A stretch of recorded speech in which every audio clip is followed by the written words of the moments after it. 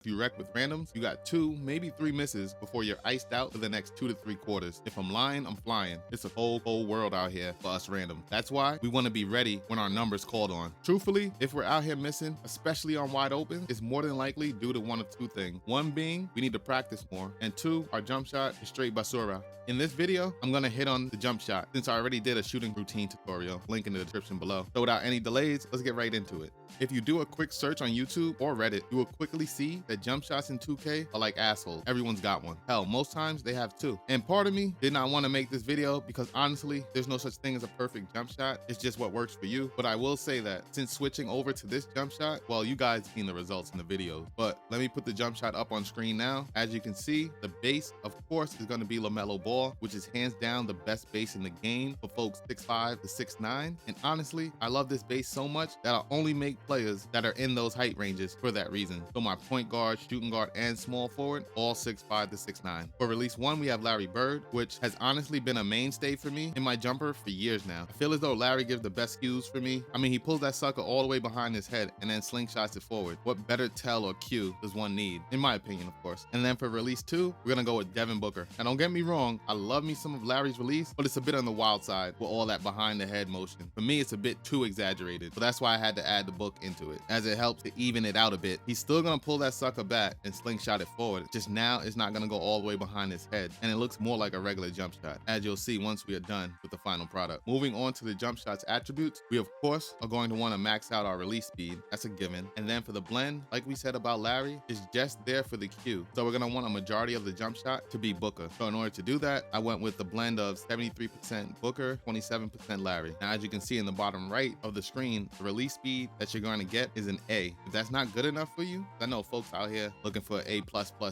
then you can definitely change up the blend to 90% book, and that'll give you that A+ that you're looking for. But like I always say, to each their own, so just do what works for you and use my jump shot here as a template. So there you go, that's the jump shot for all my fellow degenerates. Now that you got the jump shot, head on over to the Pro-Am and get your practice on. But till the next time we meet on the virtual courts, luck out. Peace!